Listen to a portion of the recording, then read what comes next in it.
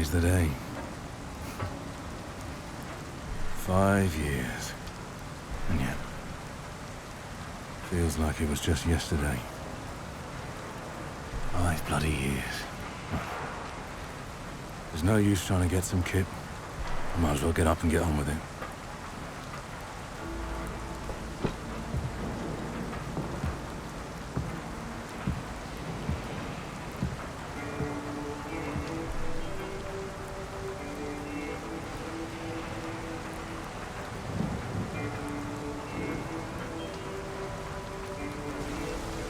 They used to say that Midnight Cove was the city that never wakes up. Just another boring shithole of a town forgotten by God's touch. Now take a look at it. This place has become a blooming dumping ground. Those chimneys, all those clattering engines, always roaring. It's enough to make a man sick.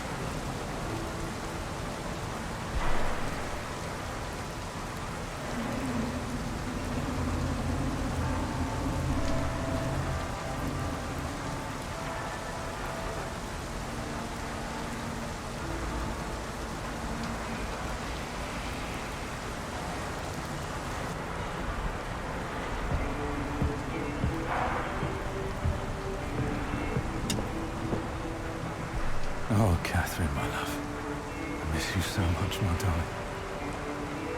My sweet Clara. The day both of you left, a piece of my soul departed as well.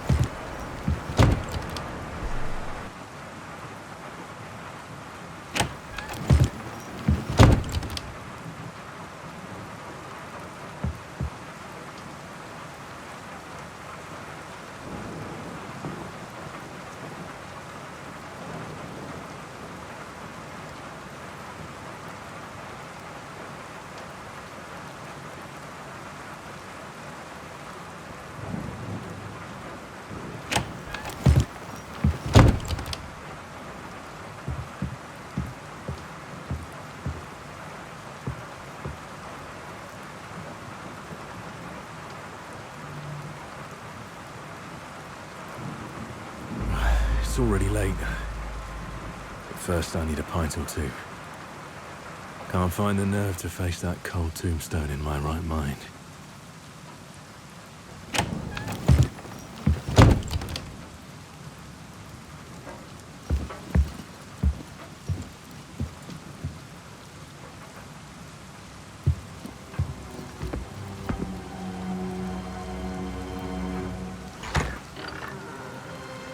Emily! Well, well, well. If it isn't Benjamin Leighton himself. What have you been up to, handsome? Are you all right? Where the bloody hell have you been is a far better question, don't you think? Yeah, I know. It's just... I really had to take care of some... things. Well, anyway, I'm back and everything is fine and dandy now. If you say so. The folks around here were quite worried, you know. All right, it doesn't matter. I'm glad you're fine, so... Will you be staying put? And by the way, what are you doing here at such hours in this bloody weather? You know it's dangerous. Hush. Believe me, I'm quite aware of the dangers of the night. But a woman with my talents knows well how to handle herself with ease. Well, I was just passing by to let you know that a little birdie told me someone's been looking for you at the Rusty Crow. And I thought, you know, how about a little crime-solving adventure? Like the good old days. So, what do you say, Ben?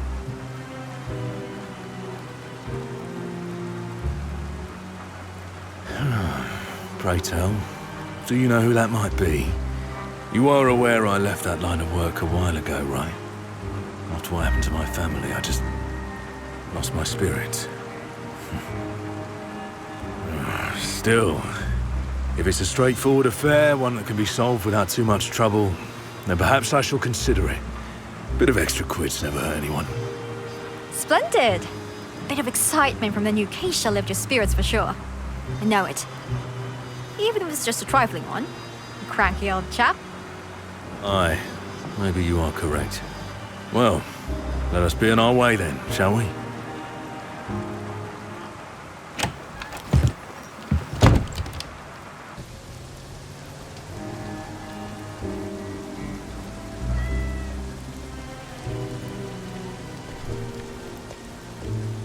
So, Ben.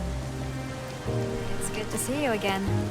How's life been treating you? You seem to be on the mend, I hope? I suppose you're right. I've certainly had my share of ups and downs. More downs, though. That's just how life goes, isn't it? I'm just more relaxed. Taking it one day at a time, love. So, how about you? How's your mother doing? Last time we spoke, you mentioned her illness. I see. Well, she passed 2 months after I arrived. The physicians couldn't put a finger on what was wrong with her. It was quite bizarre, to be honest. And yeah, I could say I'm doing just fine, mate. Oh, my sincere condolences, love. I know deep down, in a way, she cared for you. A parent always cares, even if they stray away from the path at times. Thanks, Ben. But anyway, I ain't too sure she had much of a path in life at all. She did some good deeds for me, sure. She even left me her old apartment in the Blue Commons. But you know, Ben, mostly what comes to mind is just awful memories. It's rather nice to hear that she left you our old place. Oh, God, let's not be too harsh about her. We all made mistakes. No, Ben. There's no excuse. The way that woman took advantage of me, you know? Taught me my trade. Made me do things that no child should ever be forced to do. And then profited off of it. What kind of sick mother does that? Huh? What kind of mother teaches her daughter how to please men's filthiest desires, being just a child? Huh? It's bloody disgusting. So, no, Ben. That's a mistake I would never forgive. Whatever. Now she is gone, and I cannot say I shed a single tear for her death. In fact, I'd say I was glad she died the way she did. Painfully, coughing her lungs out, choking in her own putrid blood. Anyway, I'm sure brighter days will be ahead. Let's just move on and forget about that sick old lady, shall we?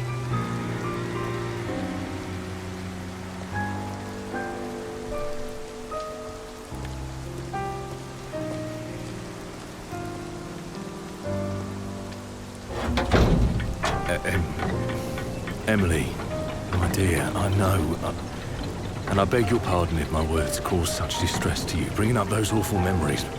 My intentions were well-meaning, you know that. All right, let's not dwell on it any further. Pray tell, do you have any other notes about who was inquiring about me at the Rusty Crow? What should we expect when we get there?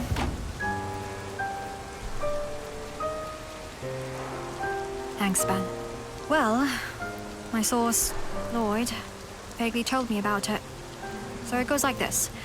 I just arrived in the city an hour ago or so, and I went for a pint and we had a bit of a chat. And then he briefly let slip that someone was shouting and asking for you, specifically for you. Didn't say much about it though. So, naturally, he asked me if I had any clue what was going on with you. Hadn't seen you for a while, and yeah, that's pretty much all I know. Weird. Well, what he said is true. I haven't seen him in a while. You see, some days have been so dreadful for me to go out that I realised it's better for the scotch to come to me rather than the other way around. So I paid a young lad to bring me the bottles. Oh, dear Lord. You're unbelievable. Drunk and lazy.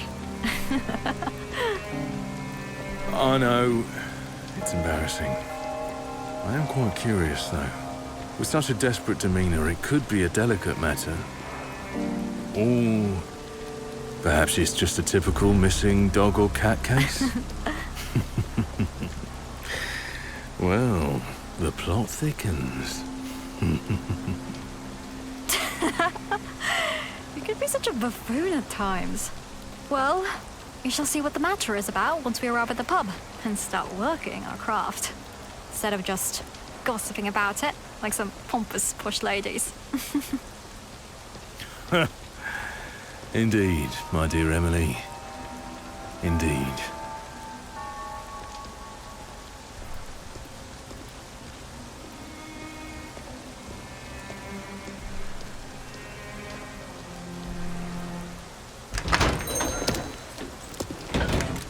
Psst. Heads up. There's a cat lady over there.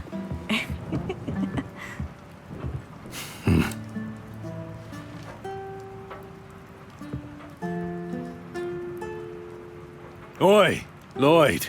How have you been, sir? Business doing well? Long time no see. Ah, Mr. Leighton. Quite a long time indeed, sir. Yes, everything is fine and dandy. What can I offer you this lovely evening? Just give me a pint for now. We have business to talk about. Oh dear. All right, a pint it is. And for your companion? Hey, Emily, what's your poison? Oh, just a pint for me. Thank you. You heard the lady. Splendid. 2 pints coming right up.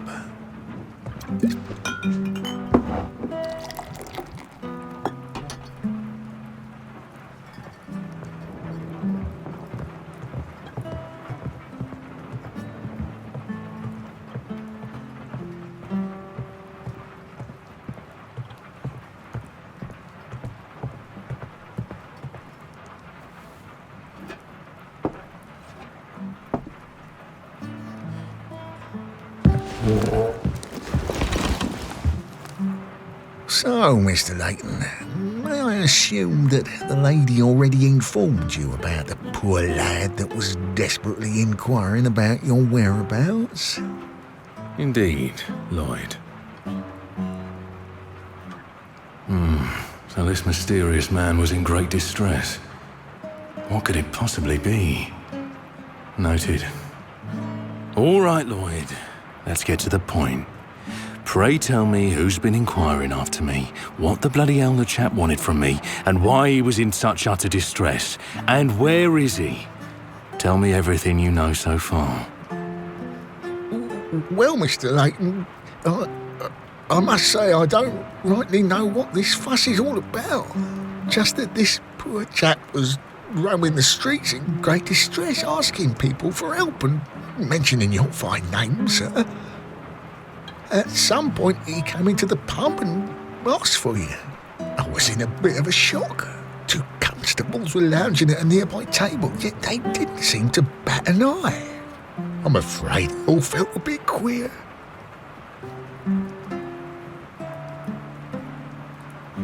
I can't say I'm quite keen on this case.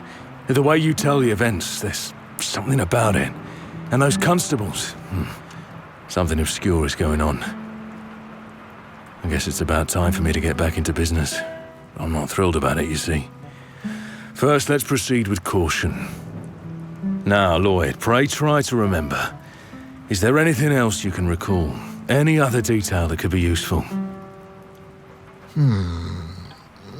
Oh, well, Mr. Leighton, you see, there was a peculiar thing I did notice.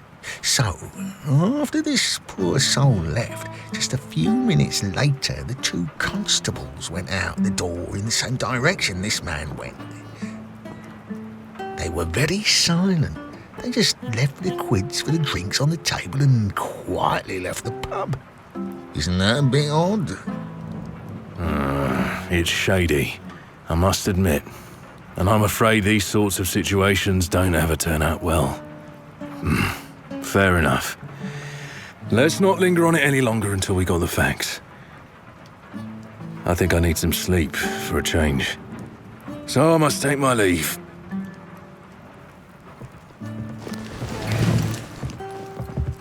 Emily, is your old place in fine condition to spend the night in? I mean, for you. Oh, no. That place is a mess and in great need of attention. But don't you worry about it, handsome. Oi, Lloyd, do you have any spare room upstairs for me to use just for tonight? Of course, me lady. And don't you worry about the cost. The weather has been quite awful the whole evening and seeing as though you're just arriving. So please, be my guest and get comfortable. Hey, Lloyd, take this card. If you see that man again, give it to him. There's my contact number and my address. Of course, Mr. Leighton. I will.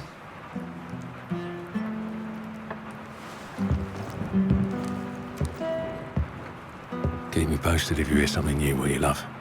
But of course. You know I will, big guy.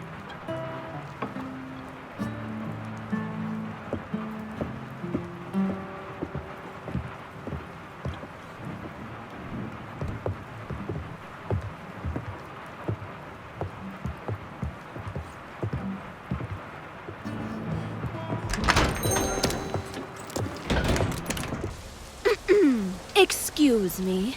Good evening, Detective. Madam?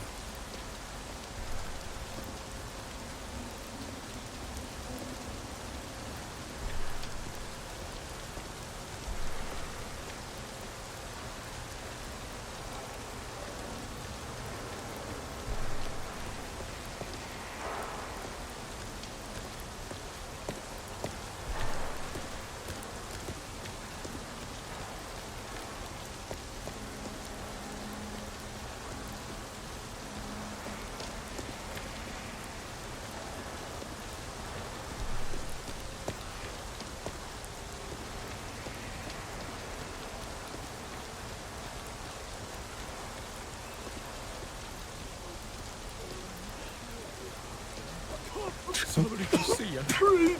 I'm sure. I can't breathe. Help! Somebody, please help me.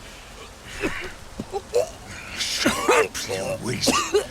If you keep making noises, I swear I will snap your neck. Sir, there's someone behind the dumpster over there. Help! I can't Who's there? Show yourself, you scoundrel. breathe. Help!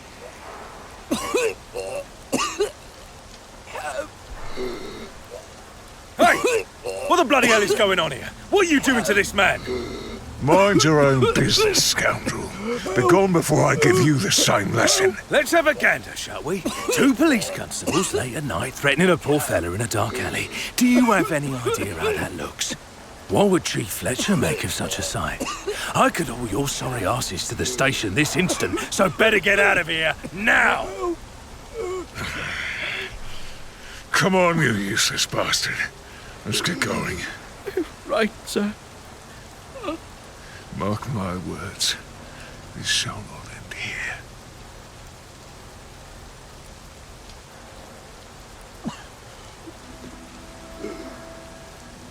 Hey, sir. Are you all right? Shall I get you a cab to the hospital? What's your name? Thank you. Thank you so much, sir. There is no need for that. My name is Jacob Smithers. I'm searching for a private detective. Well, sir, my name's Benjamin Leighton. I'm a private detective. I used to be. I believe you were inquiring about my whereabouts in the pub earlier today. Pray, may we discuss this matter further? Oh, goodness gracious. Yes, sir. I'm in desperate need of your help. My dear son has gone missing. The constables have been of no help, and they even threatened me to stay silent. Please, good sir, I'll do anything to find my dear Martin. Can you help me, please? I'm afraid I won't be able to be of assistance to your dreadful situation, my good sir. Pray, find someone else to help you in this matter, as it exceeds my current abilities. and I find myself lacking the necessary clarity of mind to address such a case. Oh no, good sir. I beg of you, please help me. Help me find my son. He has not just gone missing. He was taken away, and my house is in ruins. There is a horrible stench and black goo everywhere. Black goo? Have you, in fact, just said that you found a black, thick substance within your premises? Indeed, sir. That's what I said. My house is absolutely wrecked. Please, sir, help me. I need to find my boy, please. Keep quiet. Collect yourself. I will help you. But we need to approach this matter cool-headed, with precision. You cannot be a mess, otherwise you won't be of any help to the case. I shall find your son. Rest assured. Thank you so much, good sir. Thank you. Martin is my whole world. I need to find him.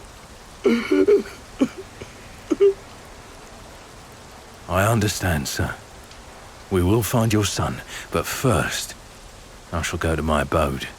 Set up the essential elements for the investigation while you return to your dwelling and bring me a picture of your son. Also, I shall need you for a brief inquiry. Here's my card. Come see me at the break of dawn. All right, sir. I shall return to my place now. First light at dawn, then. I'll bring a picture of my boy. And again, thank you so much, good sir.